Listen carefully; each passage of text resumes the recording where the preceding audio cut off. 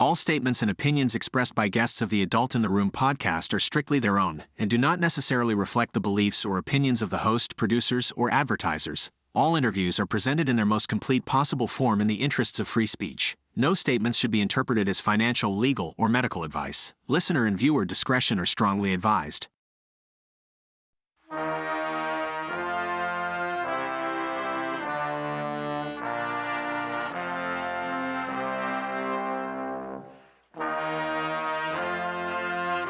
It's the Adult in the Room podcast with Victoria Taft. That's me.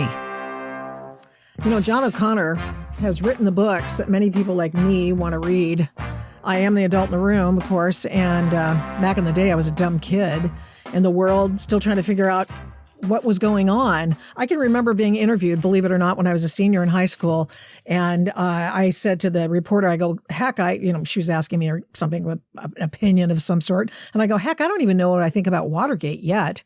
Well, it's a good thing I've been holding that opinion in abeyance for all of these millennia since that day, because I've learned so much more about what happened and what changed the world in the United States of America, if you will, and to some extent the world, about the way that people cover stories and the way that we accept the world, understand the world, the political world in our country. And today's interview is going to blow your mind. If you don't know about this, it's going to just blow your mind. So I hasten to add up that I was never a big Nixon fan because, of course, I grew up watching the Watergate coverage and reading about the Watergate coverage. And, of course, I was supposed to hate Richard Nixon. Of course, that was what I was expected to do. So anyway, I consumed the first Woodward and Bernstein books on the Nixon presidency and what happened in Watergate. I watched the Dan Rather reporting from the White House and going toe-to-toe with Ron Ziegler. And I saw Robert Redford and Dustin Hoffman, Be Still My Heart, absolute babes, save the world from Richard Nixon in a movie. And my aunt even had Richard Nixon's resignation letter framed in her library.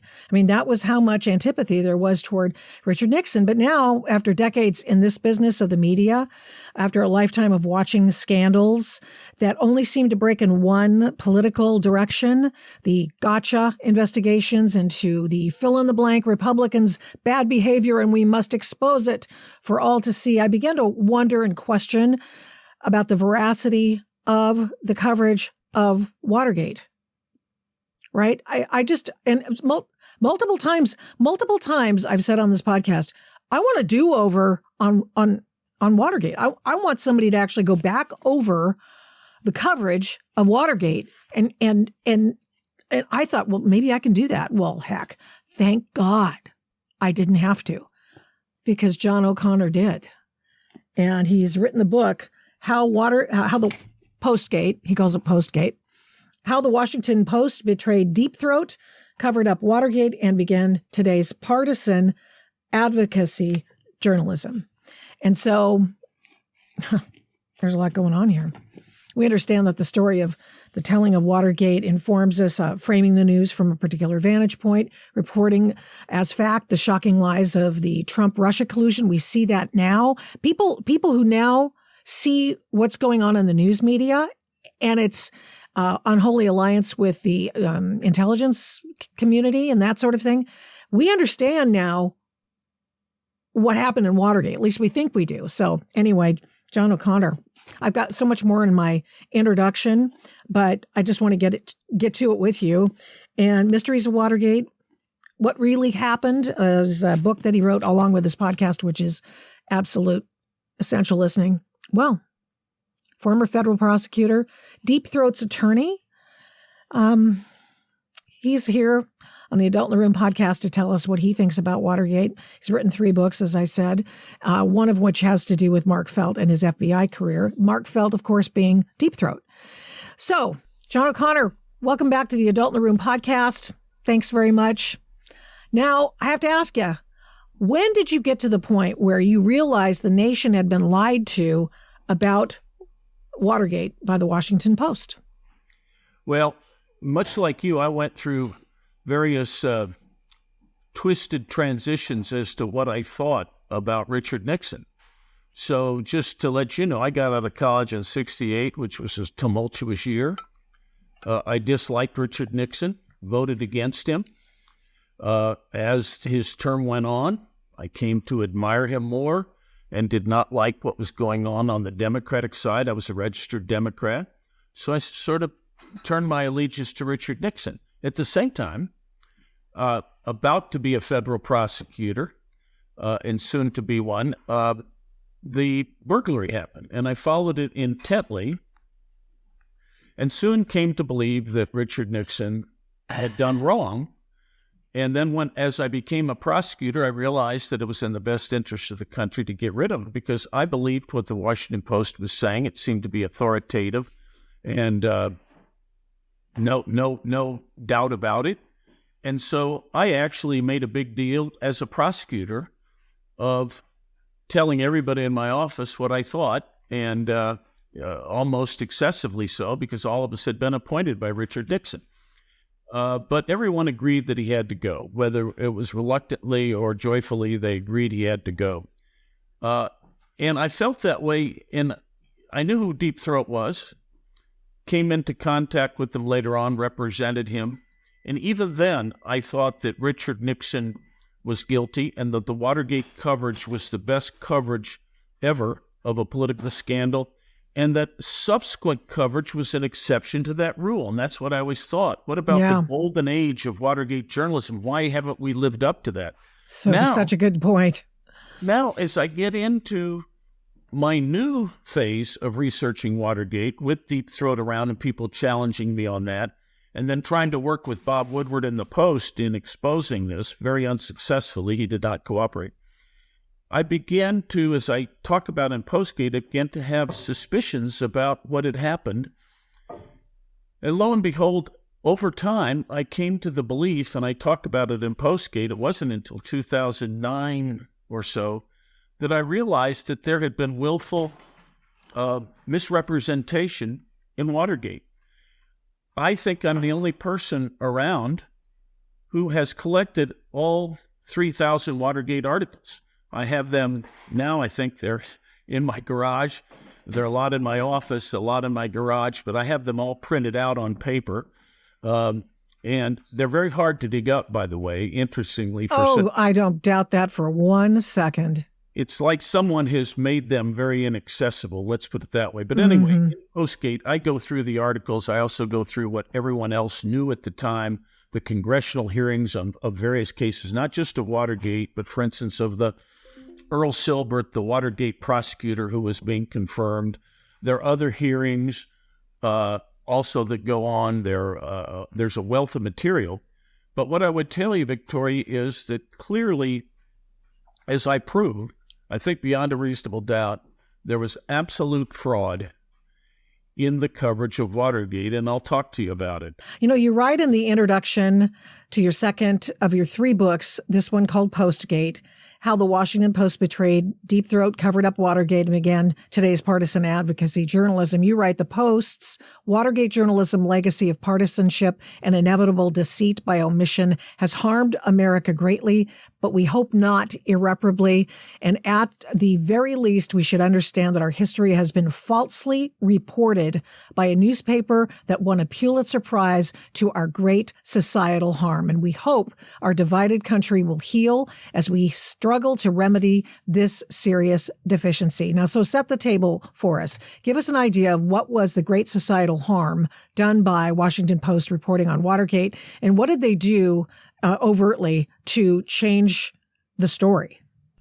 Well, first of all, today, every scandal has a gate attached to it, because this was such a monumental moment in history, and everyone would say it changed the course of journalism. Everyone would say definitely in journalism school. Unnamed sources. Sure. And what happened was, because of Watergate reporting, it made journalists, gave them political power. They now had the power to affect change and got rid of the most powerful administration, maybe in world history, certainly in American history. As leader of the free world, our country was the ascendant and most dominant power, and yet this journalism got rid of the president. Now, so there's no doubt that people tried to follow this model. But what is the model? The model is not just reporting who, what, when, where, but making it into a broader narrative. And so that's fine as far as it goes if the narrative you are spinning is correct and is based on facts. But what happens is any trial lawyer will tell you, if you can get the jury to buy your narrative and then support it only with selected facts, you're going to win that jury over if there is no opponent to tell you otherwise. Any lawyer would tell you that. But now what we have is newspapers, because they have gotten away from who, what, when, where, and more into broad narratives, then think pieces. Yeah, then you have a different type of journalism. Now, when young people who became journalists after Watergate were surveyed, they said their major motivation was to change the world. They wanted to reform the world. Well, if you reform the world, you now have a purpose to your reporting, but that purpose goes one way. Right. You're not fulfilling that purpose if you go one way one time and one way the other, or maybe talk about the ambiguities of a situation. Right. No, you have to join a team in order to change the world. There's no you got to doubt. be on the team. Exactly. And once you're on that team, are you going to report facts that are antithetical to your proposition? Now, let me give a little excuse for the Post in this case in some odd situations that gave rise to this. First of all, the Post, because this was a local crime story, they were the only paper in the country that had a local crime cadre of reporters in Washington, D.C. There were a couple other papers, but they didn't have the staff. The Post had at least two reporters who were embedded with the police. They had a very good local crime beat, and Bob Woodward was one of the young reporters on it who had just joined, and it was considered not a great assignment, but nonetheless, they had a monopoly. And they had great contacts with local police. They were embedded with local police and also with the local FBI. So they had that advantage. Other papers did not rush in. They did not have local crime reporters. And at the beginning of this was a local crime story, so nobody jumped in. So that's one aspect to this. They had a monopoly. That means no one's checking what they do and say. There's no one to say, no, you scooped here, but you forgot this other scoop. Yeah, you tell the story about that too. There was another newspaper in Boston, I think it was, that was also later sort of keeping track of certain aspects of the Watergate story, but it was really the Washington Post that became in control of the canon, the Watergate canon, and you suggest that was misguided for sure. So we have all been always wondering about why it was that there was a break-in at all and the personnel used to do it. And so why, in retrospect, was there a break-in at the Watergate Hotel? Well, let me add one more thing, and I'll answer that question. The other thing that is significant here, and this is why I'm going to get into it, is that the Post was joined at the hip with the DNC. The Post, when it was founded in 1877, was proudly founded as the paper of record for the Democratic Party. It remained so with some on and off aberrations until 1972. But they shared a general counsel, Joseph Califano, with the DNC. So they really were tied at the hip to the DNC and would not brook any scandal within the DNC. The paper hated Nixon, was a sworn enemy of Nixon. So now this burglary comes. You have burglars that are arrested, one of whom is the security director for the CRP, the Committee to Re-elect the President. Another supervisor almost immediately, not a burglar, but a supervisor immediately arrested, was a White House part-time employee, Howard Hunt. So the optics of this were that, well, somehow this is connected to Nixon and there's a campaign come up, somehow it's connected to the campaign. So that's an easy narrative to start out with, and most people believe that, as did I, that this have to do something with the campaign. On the other hand, the public also thought originally it was just a rogue operation, a silly thing that had happened, but connected to the campaign. But let me tell you this, right away, Victoria, the Post was on the scene with an embedded reporter by the name of Alfred Lewis. He was in the room when they were collecting the evidence. And the next day, another reporter, Eugene Bachitsky, had the evidence in his hands as well. Now, what did the Post not report that first day? The Post did not report the part of the office that was the major source of activity. That part of the office had nothing to do with the DNC. It was actually an affiliated organization, the Association of Democratic Chairmen, which had nothing to do with the campaign. That's number one. And number two, would never have any campaign operation ability. And yet, all the cameras were set up on a desk in that part of the office. That was not reported. That's a key fact. The second thing that was not reported was that the phone that had been tapped for the 2 weeks previous, and there had been monitoring for 2 weeks, was a fellow that was the head of the ADC, a fellow named Spencer Oliver Jr., who was usually absent from his office. Okay, so they knew that right away, that the phone tapped was of Spencer Oliver Jr. Those two facts alone would have said, wait a second, this has nothing to do with the campaign. Spencer Oliver Jr., who's usually not around, was a fellow that dealt with Democratic chairmen and out-of-town Democratic guests who would use his office. He was usually out of town, and he had a suite of offices for guests. So it was the guests that were being wiretapped, and whatever documents they were seeking was in the desk of their secretary.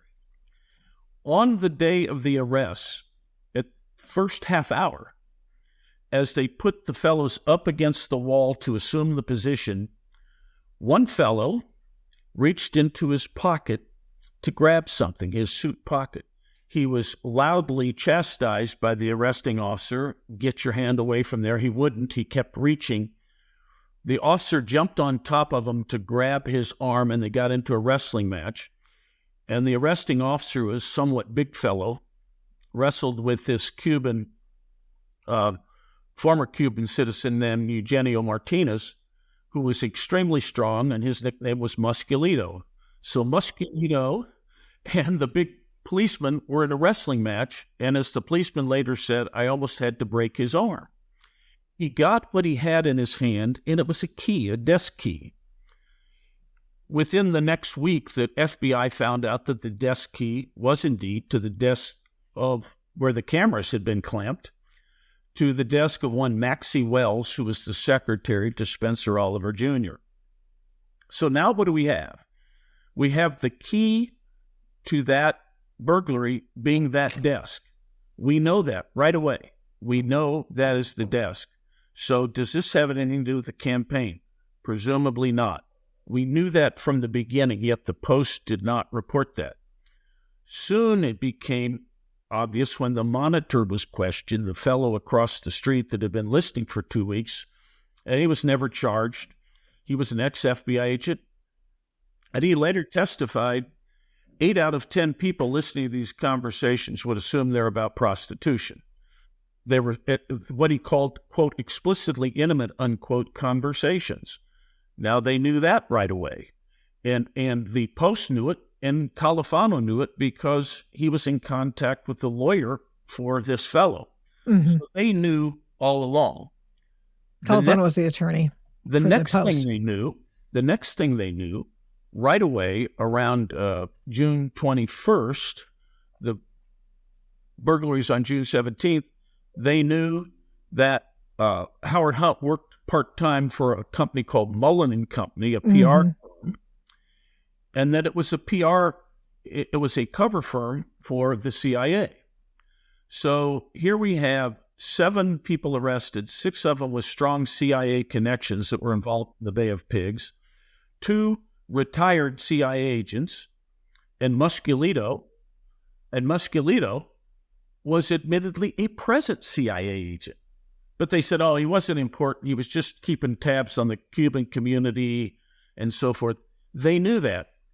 And yet, no one reported that Howard Hunt worked for a cover company. There is a CIA document in which the head of Mullen and Company brags that he had to deal with Bob Woodward to keep Mullen out of the news. So the Post is deliberately not telling us, first, let's go back to all the circumstances showing this was not a campaign operation, to circumstances showing it was about listening to girls, and also the fact that it was highly likely that these folks were working as undercover CIA people. So we have all this, and it goes on and on from there for the rest of the time. The Post does everything they can to make it look like it is a Nixon campaign job, which it is not. And even today, 50 years later, Bob Woodward is quoted as saying, oh, it was because Nixon cared too much about winning. It was just an irrational, excessive campaign trick to try to make sure he won. No one in the Oval Office had any idea what had happened here. There's no doubt about that from the tapes that we've listened to. Now, there were some junior White House people that knew this was going on. John Dean, one of them, we've given this a thought to this. But the real movers and shakers in the Nixon administration knew nothing about this. So what we have here is we have the Post promoting a false story that this was a campaign operation of Nixon, while they knew differently, hiding the CIA's involvement, and hiding the fact that whatever this was about, even if the White House knew about it, it had nothing to do with the campaign. It had listening. It was listening to naughty boys talking to naughty girls. Right. And the CIA was giving that call girl operation cover because they were trying to get some dirt on some of these political players, of which there were Democrats and Republicans, one of whom was named in one of the news reports. That's why John Dean wanted to go in and bug or do something at the DNC, because John Dean's name was on the list of people who was tied to it. But also, they needed the imprimatur of the White House to do this. The CIA did. And so what they did was, if I understand your story correctly, and let's go to our first clip. And it's the author of a book you cite and you speak highly of in your books. It's called Secret Agenda by Jim Haugen. And he said that the CIA was really running an op out of the Oval Office or the White House, the West Wing. So Bryant Gumbel interviews him back in, I think it's 1984. Listen to this, and it's just like, pow. You place an awful lot of responsibility in the CIA's lap. If culpable, how do you explain the fact that they avoided such scrutiny under intense investigation 10, 12 years ago? Well, I think that, for one thing, the press ignored many of the connections between the CIA and the Watergate scandal. There was a sworn statement available to the media by the CIA's liaison to the National Security Council, which was explicit and said that Howard Hunt, while working at the White House, was sending packages of gossip secretly to the CIA's Langley headquarters. To my knowledge, that was never reported in any newspaper and was quite clearly relevant. While working as a consultant at the White House, Hunt was spying on it for the CIA. Why would Howard Hunt, person whose name is, is the Watergate name, I mean, of many, why would he be spying on Richard Nixon in the West Wing? Well, because he was a CIA agent, and he was mainly acting for the CIA, and one of his duties was to get dirt and gossip from the White House, much of it, by the way, of a personal and lascivious nature. In other words, he loved gossip. Now, let's get back to the monitoring of this call girl operations. The CIA was protecting the call girl operation, and the call girl operation was run by a woman who went to Maureen and John Dean's wedding, by the way, and was a close friend of Maureen's. And so I'm sure that's how Dean knew about the whole thing. But remember this, Victoria, here's the key. All these operations by the CIA are illegal under their charter. They could do nothing within the United States. However, and you correctly used the word imprimatur, the CIA wanted the presidential imprimatur on what it did because if they got that, it made what was otherwise illegal legal. Richard Nixon is often laughed at for saying if the president says it's legal, something otherwise illegal becomes legal. That's true if you're talking about national security. If you need to shoot Hitler, that's normally murder. But if the president says we need to do it for national security purposes, it's not illegal. And what the CIA wanted was some situation in which the White House seemed to approve of this prostitution taping operation. So then they could say for all time that the White House had approved it.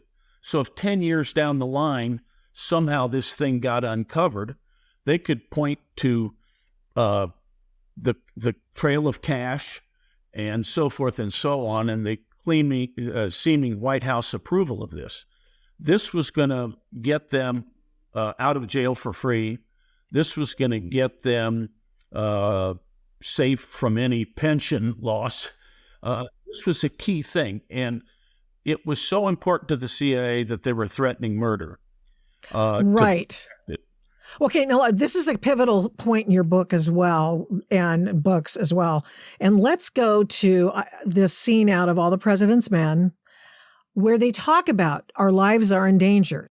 People's lives are in danger. Maybe even ours. What happened to that justice source of yours? Well, I guess I made the instructions too complicated because he thought I said hang up when I just said hang on. Oh, Jesus. The story is right. Haldeman was the fifth name to control that fund, and Sloan would have told the grand jury. Sloan wanted to tell the grand jury. Why didn't he? Because nobody asked. Nobody asked him. The cover-up had little to do with the break-in. It was to protect covert operations. The covert activities involving the entire U.S. intelligence community. Did Deep Throat say that people's lives are in danger? Yes. What else did he say? He said everyone is involved. Everyone's involved. Okay. But it turns out it's really the CIA who's involved. Everyone's involved but Deep Throat's telling them this. So whose life was in danger? Well, first of all, the very next day, the so-called sixth burglar, a fellow who was helping James McCord, he was poisoned the very next day, and he ended up dying because he had been telling people he's something of a drunk, and he'd been telling people he was going to do a tell-all book. He needed some money, and he was a wild guy, and the Republicans had already subpoenaed him to give up his records and to testify before the committee because they started to get a hint about this fellow. So he died. And so that's one fellow.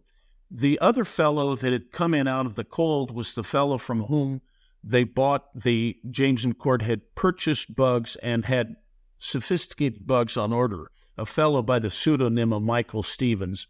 Michael Stevens had come to the FBI in May of 73, talking about how he had been getting threatening phone calls where he thought his life was in danger. So he went to the FBI for protection. And that's why Deep Throat went to the garage right after Stevens came forward and started talking about this. James McCord had ordered bugs from him, and bugs that were still on order were to hook up. They were geared to hook up to a satellite, the CIA satellite. James McCord told him that he was ordering bugs for a CIA operation, showed Stevens a piece of paper that showed that the CIA signed it and said, this is for a CIA operation. Stevens, not wanting to double check, called his own source within the CIA and was assured that this was a legitimate CIA operation. Now, that's when I say the Post betrayed Deep Throat. He gave them the story of a lifetime. You just saw it. Was anything printed then? No, nothing was printed in May of 73 that would have blown this open to say, hey, the CIA was involved to such an extent that they were threatening lives. Now, Jack Anderson. Now, exactly. And that's another guy whose life was threatened was Jack Anderson, who had the knowledge and was threatening to write some exposés. But what happens is that Woodward does not reveal these conversations until he can make money off of it in a book and a movie.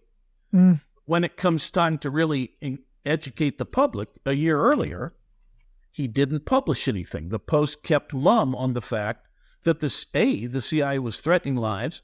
B, they had this testimony from Michael Stevens. C, that Lou Russell, the sixth burglar, was poisoned. And it turns out there had been a good little piece published by the Washington Star-News back in the fall of '72 about Lou Russell likely being around at the time, the Watergate at the time of the burglary. So the Star-News published it. Nobody paid attention to the article because the Post was doing very dramatic things as a result of Mark Felt's first garage meeting. So the first garage meeting overwhelmed by publicity what the Star-News had been publishing at the same time. So nobody paid any attention to this little Star-News article. Nobody knew what it meant. And yet, and actually it was one of my classmates from Notre Dame that published it, a fellow by the name of Pat Collins. It was one of the great scoops of all time, and yet no one paid any attention to it because he had talked to Russell. So Russell was lurking in the shadows of the building, I believe, but he was certainly lurking in the area, probably to curate the take from that desk. In other words, some people in the White House were going to be looking at the take, but before it got to them, the CIA was going to pull out what it wanted and what it thought that it didn't want the White House to get. So that's what the purpose was of the sixth burglar. Now, if the Post, who knew about the sixth burglar but didn't publish anything about it, if the public knew that a fellow connected to the CIA with no connection to Nixon was lurking in the building that night and was connected to James McCord, then they would know that he's likely a CIA guy. It'd be further proof of the CIA involvement. Now, the morning after the arrest, let me back up to June 17th. The morning after the arrest, James McCord is going to the arraignment. He has not made a call to the CIA or to anybody by that point. He is approached by one of his friends within the Metropolitan Police Department as a counterintelligence fellow that knew McCord from his role with the CRP, with the Committee to Re-elect the President. McCord told him that this was a CIA job and his boys had gotten caught. Later on, of course, the CIA decided they weren't going to claim presidential authorization. They were going to claim they weren't involved. But at the time, I think McCord thought that they had their defense of a legitimate presidential authorization because the White House, they could say, approved this. So my point is there's plenty of evidence that the CIA was involved, both from Michael Stevens, from Lou Russell, and from McCord's mouth himself to a fellow with the Metropolitan Police Department. So it's very clear from my research that none of these facts that were obvious to the Post were printed. No one was the wiser, and as a matter of fact, the Post went out of its way to assure its readers that any claim of CIA involvement was just a nasty trick by Richard Nixon. Now, that seems to have some resonance today. Like, for instance, people claiming, for example, that maybe the Russian collusion investigation was just a dirty trick. That should have been published. The Post knew that, too, that all the witnesses for the Russian collusion were Russian agents. But I'm digressing here. The fact is that they did not publish what they knew about this and about the obvious CIA connections here, the obvious Gurley connections, and the obvious fact that this was not a campaign operation. Who at the White House approved the break-ins then? There were two of them. There were two. I believe, now this is my belief based on the evidence because he has not admitted it. I believe the only person in the White House who knew about this and approved this operation was one John Dean, who was a very lowly, although he had an elevated title of White House counsel. He was really an elevated, I don't want to say errand boy, but he was doing the scut work, so to speak. John Ehrlichman was leaving behind as he was elevated, so he had a lot of, paper flow type of things, and, that he gave to John Dean, who came over from the Justice Department. He was one of John Mitchell's political guys. John Dean was the cancer on the presidency, wasn't he? That's right. When he talks about the cancer on the presidency, he was the one. And he was in danger of being exposed, and that's why he was acting as he acted, because he realized the jig was up. No one had paid any attention to John Dean up to that point. But 2 weeks before the cancer talk, Patrick Gray had highlighted some of the things that Dean had said as likely being false. Dean had told the FBI that Howard Hunt did not have an office in the FBI, in the White House, I'm sorry. But the public did not know yet of Dean's involvement.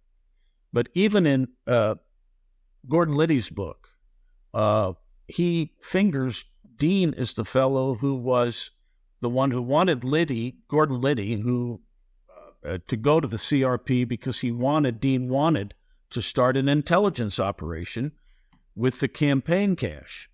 That's what he did with Gordon Liddy, who had been a plumber at the White House. He convinced him to go to the CRP to run a counterintelligence operation on Democrats. Well, this is what Dean had in mind. This is my interpretation of the evidence. It's very clear from Liddy's book, what I just told you, that he did have him go to the White House. And it was Dean who tried unsuccessfully, along with Liddy, to get John Mitchell to approve a general counterintelligence operation.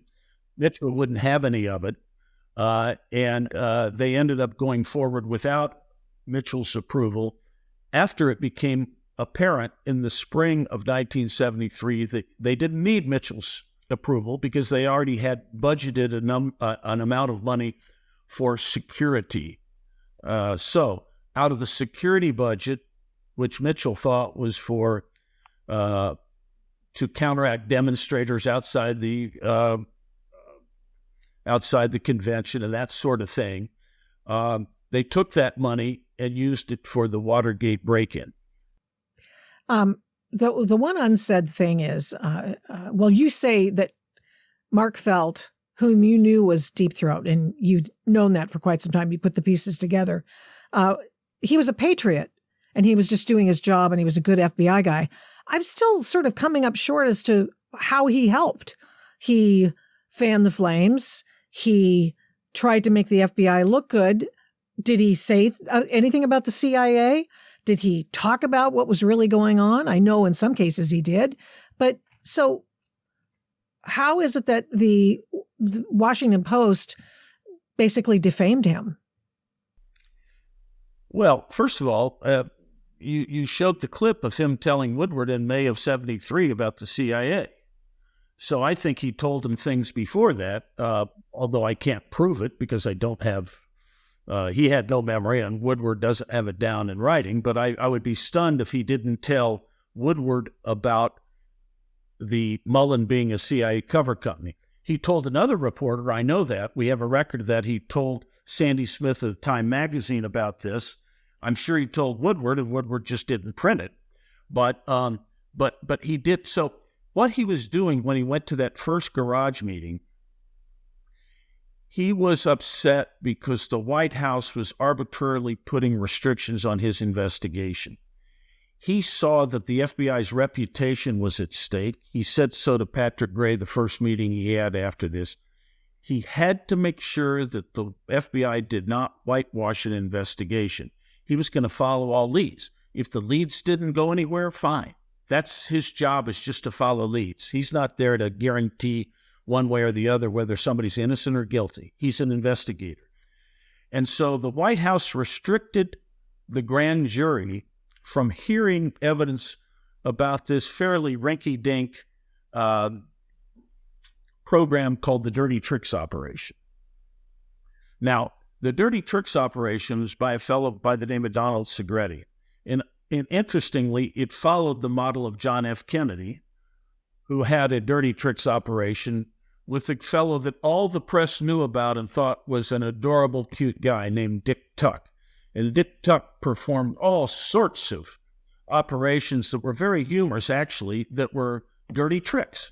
For example, when Nixon had a whistle-stop campaign trip along the caboose of a train to stop every place and give speeches to the assembled multitudes, he was stopping one place that had a particularly large crowd, started speaking, and the train started pulling away.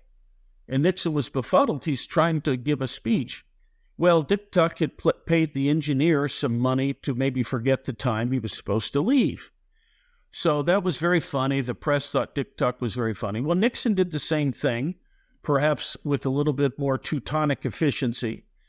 And so had this young law graduate named Donald Segretti crisscross the nation to sort of put kinks into their opponents' campaigns, mainly primary campaigns, and mainly, by the way, Republicans. I think he might have messed with Muskie a little bit, but mainly he was taking people like Pete McCloskey, who was a competitor, and he would put up a sign that said, "The rally's been changed. It's no longer at 1, it's now at 4, or it's over at this field and not that field." But Mark felt, he was so moved by those dirty tricks that he thought there was a nexus between these CIA activities and the White House. Well, yes. Let me give you the logic, Victoria. The logic is this. The Dirty Tricks campaign went right to the White House. It was started by Dwight Chapin, Nixon's close personal aide, and Segretti, the head of the Dirty Tricks operation, was paid by Herbert Kalmbach, who was Nixon's personal lawyer, who had some campaign funds and paid off Segretti. Now, Howard Hutt and Gordon Liddy, who were involved as the burglary supervisors, had occasionally checked in on Segretti.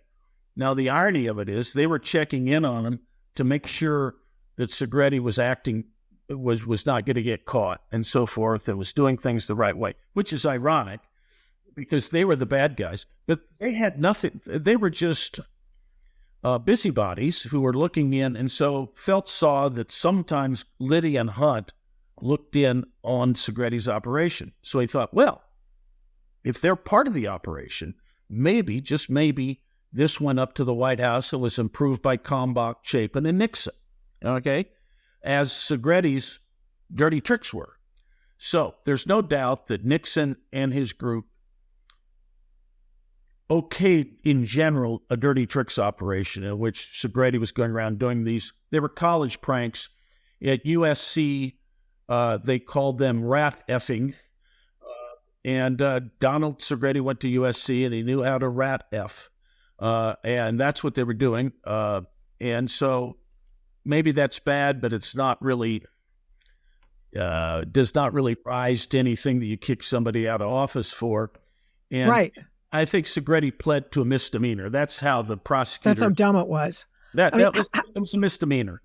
And so basically, though, Felt wanted to explore that before the grand jury. If they would have just let him do that, it was a hypothesis. The hypothesis would have turned out not to be so. And all he's doing as an investigator is following a lead and seeing if the lead makes sense or not.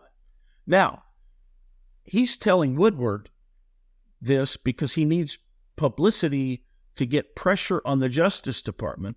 I have read Felt's memos. He wrote several eloquent, beautiful memos to his higher-ups talking about how we needed to go to the grand jury for Segretti. And he was denied, okay? People just ignored him. So that's why he went to Woodward. History would have been changed had these people been smart enough to say, don't bottle up the FBI. They'll take care of this. Felt always thought that Watergate was the result probably of a couple of overeager young lieutenants of Nixon, and he was right. And he tried to get the message to the president through his boss, look, tell the president that if he lets us do this operation, this is before the dirty tricks thing came up, we'll probably get a couple of young lieutenants, and that'll be that. That'll be the end of his worries. So he was a straight guy, but he wanted to make sure that the FBI did its job. He's not out to get Nixon, and as a matter of fact, what he did would have turned out to have been wise and protective of the White House, because the White House then could say, we allowed the FBI to do its job, the FBI did its job, and look, here's what they got. Now, I've told you this was an hypothesis. It turned out not to be true.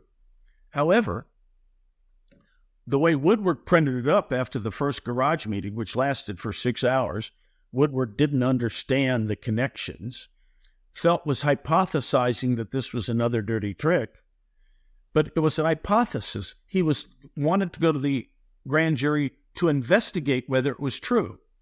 But when Woodward does the article, the first sentence is, the FBI has established that. So if you look at this, it's a false statement right away. The FBI has established, not, the FBI wants to know whether this is true or not. There's a dirty tricks campaign, and the FBI wants to know whether or not there's a connection, but he didn't say that. Now, if you're, so it's one thing for him not to say months later that the CIA was involved, but now what we've got is, so he underplayed the CIA, didn't play him at all, and when it came time for the White House's role, he exaggerated it dishonestly by saying the FBI has established that this was a dirty trick run out of the Oval Office. It just wasn't so. And it was not part of a quote, widespread campaign of spying and sabotage of electoral opponents, unquote. That's what the claim was, and this was not part of a widespread campaign of spying and sabotage. It was a one-off venture by a silly White House Lieutenant John Dean, a very low-level guy with an inflated title, and he was doing it for his own, listen to these words, blind ambition. When he writes the book, Blind Ambition, that's what he's talking about. He was blindly ambitious, and he admits in the book that one of the ways to power is to get Oppo intelligence. He admits that. He doesn't carry it out and say, this was my operation to get Oppo intelligence so that I, John Dean, could get up in the White House hierarchy by saying, look at me, I've got a portfolio. Up to this point, if the White House was going to do any Oppo intelligence, it was the brainchild of H.R. Haldeman. John Dean could not own that. But now he had a campaign that was a separate operation that the White House paid no attention to, and so he had campaign cash, and he had an independent campaign organization where Haldeman was not interfering with him. I think Dean let Haldeman's aide, Gordon Strahan, know that he was doing something, but I don't think Haldeman really was involved with the details at all, other than just knowing that Dean had. So Dean covered himself by saying, I've got something going over here. But I don't think anybody knew exactly what he was doing. And furthermore, if they did know, they would know that he was doing this for his own personal purposes, because there had been an article after 2 weeks of unsuccessful monitoring, just getting these silly conversations between males and females. There was an article in the Star News of June 9, 1973, which talked about a call girl operation, including, quote, one lawyer at the White House, unquote. So Dean got the willies, thinking that someone knew something and that had been leaking something to the papers, and he wanted to know exactly what was in that desk that might fry him. That's what I think. Now we're getting a little bit into speculation. Gordon Liddy later on came to the same conclusion. I think he went a little bit further than I would go. He thought that they had pictures and might have pictures of Maureen. I think that's speculative. But the point is, from that article, certainly Dean wanted to know what they had on him, if anything, and was looking for those documents in that desk, thus the camera clamps on the desk, and so forth and so on. So, but the point is, this had nothing to do with Nixon. And Nixon and his people, to the bitter end, had no idea about this. And as a matter of fact, I'm not so sure they ever knew. And they were, the interesting thing is the Post knew far more about Watergate and the whys and wherefores of that burglary than the White House did. The White House was in the dark about the CIA, about the girls, about the location of the desk, about the camera clamps, about the key. They had no knowledge of that key. That was in the FBI files. And now, because the reporters were right there, they clearly would have known, and Eugene Schaffler, who had the wrestling match, was clearly close to the Post, and so he would have not had any hesitation to tell the Post about it. What he told them, we don't know. We know he was very close to one Post reporter. I'm trying to think of her name right now, but he was very close to the Post, this fellow was, and so did the Post hide this? Of course they did. They hid all sorts of information about this. And we have a reporting that was studiously designed to get Nixon and avoid any mention of either the girls of the CIA or John Dean, for that matter. Now, how much they knew about John Dean is not clear. I will say that. So maybe Dean still was out of the line of fire, but they certainly knew about everything else. Now, let me mention John Dean. In November of 1973, as the White House tapes were being released, he knew that on that tape, there would be mention that he mentioned to Ehrlichman by phone that he had taken some materials from Howard Hunt's safe, his Hermes notebook, so to speak, and that those notebooks had a lot of information about the crime itself and the approvals, and that he had destroyed it. So the Post knew by November of 73, because Dean admitted it in open court, that he had destroyed those notebooks, but they spun it in a way that made it look like he was just protecting higher-ups. So the question is, should the Post have known then? By this point, Dean is the guy that's going to slay Nixon. So nobody in any way suggests in the Post that maybe Dean had a motive to hide those records, but they knew about that as well. So the Post had an awful lot of pieces to put together here, and they did not put them together, and they deliberately stayed away from them.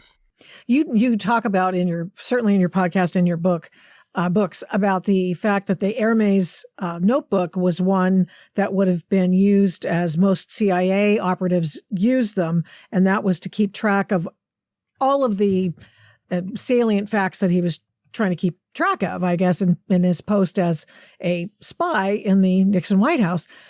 And for whatever reason, because it was incriminating in some form or fashion to John Dean and the White House, he took it out and destroyed it. But that doesn't mean that, but that just hid the fact that E. Howard Hunt was a CIA agent. Am I close? Well, it would have hid that, but it also would have hidden, as Howard Hunt mentioned in his book, that would have said, the reason I think Dean was behind it is because Hunt said so. Hunt wrote that one of his principals in this was John Dean, and that those notebooks would have revealed that. Gotcha. Excuse me, I have to go hit myself with a dumb stick. So, and Magruder also was one of those guys that was helping along. Yes? Right. Now, Magruder is admitted that he was one of the guys that ordered this, but when he needed his get-out-of-jail card free, he blamed John Mitchell because that's the way he was going to get a good deal. Now, today, the Post acknowledges through Len Downey, and there's a new book out by a guy named Garrett Groff, following up on James Rosen's book, Strongman, about John Mitchell, there's universal agreement that John Mitchell was not involved. Although at the time, everyone accepted on blind faith that Jeb Magruder's testimony, which seemed very shaky at the time, was true, that is to say that John Mitchell had ordered this. He hadn't. But he and Dean made their own deal. He protected Dean. He went after Mitchell to get out of jail free. It all worked out wonderfully for both of them. But I always thought at the time that the case against Mitchell from Magruder was incredibly, incredibly weak. And there's all kinds of evidence to support that in the process. Of course, he had to be prosecuted. He had to be found guilty. Naturally, he was with evil Nixon. He was his good buddy and aide de camp, if you will. But have you read that Goff book yet, or Groff? Yes, I have. We have a soundbite. It's essentially an apology for the Post view of things. And here's what Groff says. Groff says, "Gee, now that we know about John Mitchell not being involved, we don't know who ordered the burglary. But gee whiz, it's too late. People have died. The evidence is gone. Yes. We're just going to have to live without that." But he came up with one more other little takeaway. We have a soundbite of that. And because I was going to have you sort of riff on that, and I'll let you continue in just a second. And let's listen to that soundbite because he finds other lessons besides anything having to do with Watergate in this soundbite. You mentioned the criminality of Richard Nixon. I was struck because I've seen you say that after all this time you spent studying Nixon, that you were taken by the similarities and the contrast with former President Trump. Yeah, as we reckon with the abuses of the Nixon years, the scandals of the Trump administration, and of course, the two impeachments that Donald Trump went through as president and just after his presidency. And in many ways, the things that worked in 1972, 1973, 1974 didn't work during the Trump years. And it's worth, I think, thinking about why that happened. And there's a lot that we can learn about how Washington doesn't work today by going back and looking at the Nixon years. I mean, talk about revising history. Thank you, Judy Woodruff. Get rid of her. So it really didn't, we're revising history. And it has something to do with Donald Trump, and it makes him look even worse than he's evil too. Okay. Here's what they're saying. They're saying what didn't work was this whole idea of Watergating Trump. They realized that it isn't so easy today to have everybody sort of blindly accept these narratives because people are sick of them, because they know they're like the Russian collusion narrative. They're often just sort of made up and fantastical. And so that's why this didn't work against Trump. And so we could not what he's really saying is we could not manufacture a scandal like we did back in the good old days when we had a bunch of gullible, good faith Americans believing what the newspapers wrote. And we can no longer draw on the reservoir of goodwill of the media, which had goodwill back in the days of Walter Cronkite, Who, What, When, Where, Edward R. Murrow. These guys may have been left of center, but they stuck with their craft and they did what they should, which was report the news. And you can't blame anybody for being right, left, or center, but do your job. But now Groff is saying people aren't doing their job. The ironic thing is that the Post, Len Downey, the longtime executive editor, now retired, reviewed Groff's book the moment it was published, clearly by prearrangement, and they sung together like the choir. And Downey praises the fact that Groff says, we can't tell who ordered the break-in. Well, think about it. If you get into who did order the break-in, now that they even admit that John Mitchell didn't, somebody had to tell Jim Magruder to tell Gordon Liddy to break in. Now, if it's not John Mitchell, the only other person that Magruder was in touch with was John Dean. And if John Dean ordered it, now it's an entirely different kettle of fish. Now, all of a sudden, we have someone who's not really, he'd never met Nixon. Dean hadn't. He was not a big guy. And why is he ordering this? And you put it together with all the other evidence And all of a sudden you say, wait a second, it does make a difference who ordered this, because if Dean ordered it, it wasn't for a campaign. He had nothing to do with the campaign. He saw some cash over there, but he was in the White House. He had nothing to do with the campaign. And he's using that cash just to run his own Dean intelligence operation, as he admits he wanted in blind ambition. He doesn't admit that he ran this operation in blind ambition, but he admits he wanted Oppo dirt. So clearly Dean was involved. But what's interesting is that the Post doesn't want anybody to further look into this question. Everyone's dead now. Well, if that's the case, why are we still writing about Julius Caesar? You know, if basically history ends when people die, you know. Now, John Dean, as far as I know, is still a live human being. I am. And apparently Garrett Groff and company do not, including Len Downey, do not want to talk to me because I would tell them some things and give them some questions and facts that they could get to the fact of who ordered this. It's pretty clear who ordered this and whose idea it was and whose benefit, as we say, cui bono, who benefited from this second burglary. And it wasn't anybody in the White House other than maybe John Dean, who had a clear motive. John Dean, that Friday before the order came in, had asked the prosecutor in the related prostitution case. He had the prosecutor come over to the White House with the evidence, and part of the evidence was his address books, and in those address books there were five mentions of John Dean's live-in girlfriend, Maureen. So that Friday he had the evidence. He was shown the evidence that Maureen Dean was in there. He had an article in the Star News that said that there was, quote, one lawyer at the White House involved in a call girl operation, and there was a call girl operation that was being investigated, and the article was about this one that the prosecutor had indicted. So Dean had every motive to go in there, is what I'm saying. That's all I'm doing, is establishing motive. The following Monday, after that Friday, Gordon Liddy was ordered in. He was incredulous because he thought these things had no campaign value. The DNC had no campaign information at all. Larry O'Brien, the head of the DNC, was not even in the state at the time.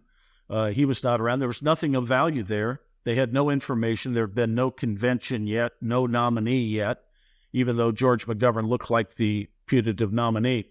So we put all this together, and it's very clear that this thing had nothing to do with the White House. It had nothing to do with the upper parts of the White House, not the low-level guys like Dean, and was not a campaign operation. So what we have is an historical event that we're still talking about today. Everything is a gate. We'll talk about it again on the 50th anniversary. We're coming up on the 50th anniversary of the Saturday Night Massacre, where, incidentally, my father's law partner, for whom I interned, was one of the massacrees.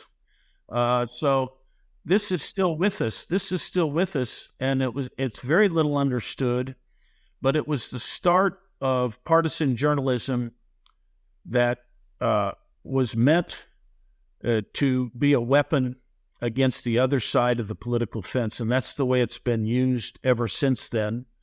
When Trump was elected, I have a source at a major journalism grad school that said his dean assured him, don't worry, we're going to Watergate him. And that was what they tried to do with the Russian collusion investigation. That was their Watergate investigation. We're going to Watergate him. So people understand that this is a weapon. People wait on pins and needles for that next surge of excitement about slaying the evil victim, and we can all circle around the campfire and whoop it up over our slain enemy, which is what we're trying to do. And it just is so terrible because we're not acting as adults. We're not acting as an adult society with some maturity and sense of justice and fairness. That's gone out the window. And so you don't get underlying facts. You get broad narratives. I'll digress a little bit. Do you see any narrative today in which people talk about just the basics of climate change? No. No. Ask somebody about the science. They'll never be able to tell you. It's just assumed. It's received wisdom. Right. And the very basis of it is very easy to talk about. And now the broader question, is there any amplification of the modest effect of CO2? But nobody's told what the modest effect of CO2 is with no amplification. And the broad question is there amplification? My only point is that those basic facts are not being talked about. Rather, you have this broad overall narrative about climate change and the evil people that are causing it, and it's these evil industrialists that are spewing stuff into the environment. And so we have chosen narratives of conservative evil over just reporting the facts so that the people in a democracy can make up their minds whether there's conservative evil, liberal/progressive evil, or simply unwise or wise policy choices that we can all look at, evaluate, discuss like people in a democracy. And so the whole basis of democracy is being disemboweled, if I can use that term.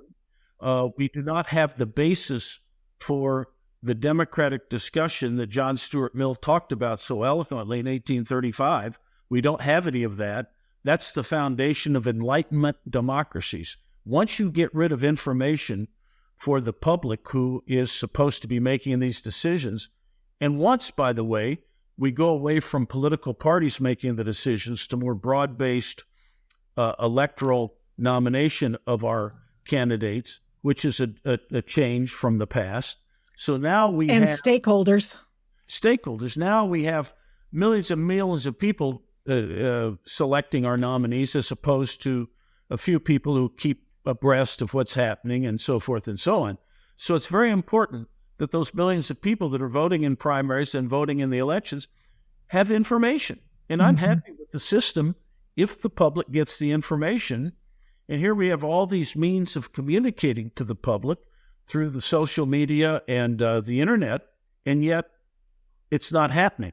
There are 80%, I'd say, of the media is either in coastal Northeast or perhaps to some degree in California.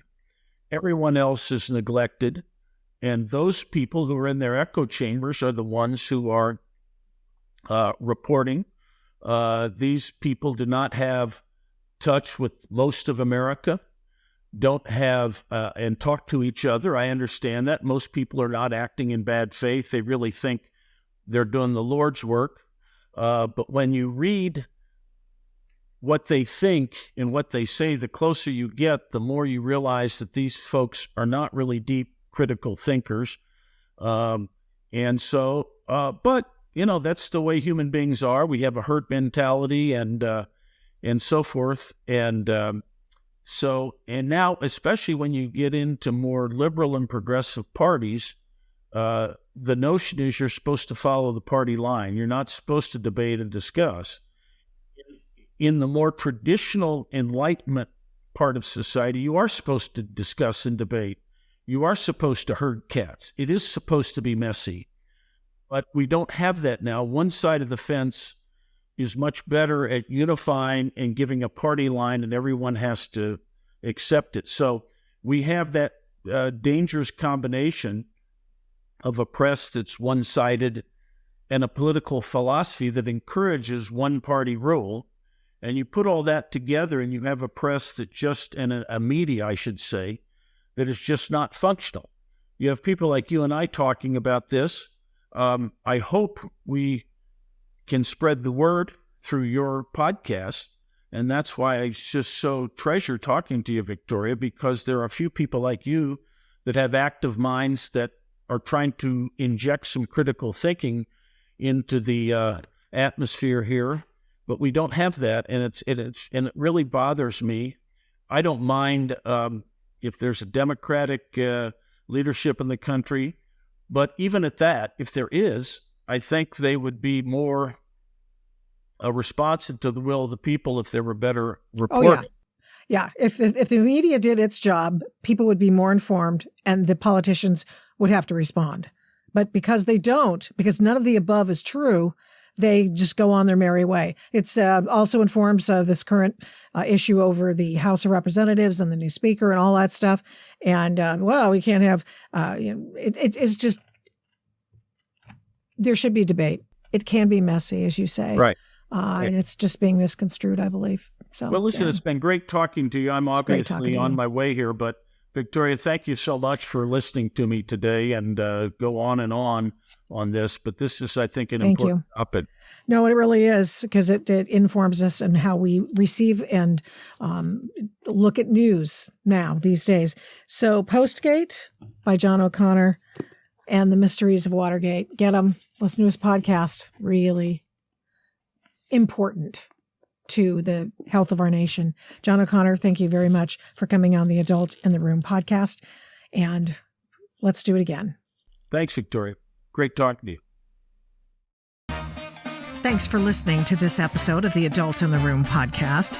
To keep the programs you like to listen to, please rate this podcast with a fantastic 5 stars on your Apple Podcast app every time you listen, and give me a great review. Plus, of course, subscribe to the podcast. It makes a difference with the big tech algorithm and the big tech oligarchs, and it makes us easier to find. Please get in touch with me on all the big tech stuff. Yeah, we're still there. Using the names Victoria Taft or the Adult in the Room podcast on MeWe, Parler, Minds, Facebook, Twitter, and Instagram. Thanks to 1ACast for imaging, editing, and production. The fantastic song is Gospel by the March 4th Band of Portland, Oregon. Music for Antifa versus Mike Strickland is Ride or Die by Raps by RC. The Adult in the Room podcast is also a production of Flamingo Road Studios. Remember, head up, heart out, and strive to be the adult in the room. Till next time, mischief managed.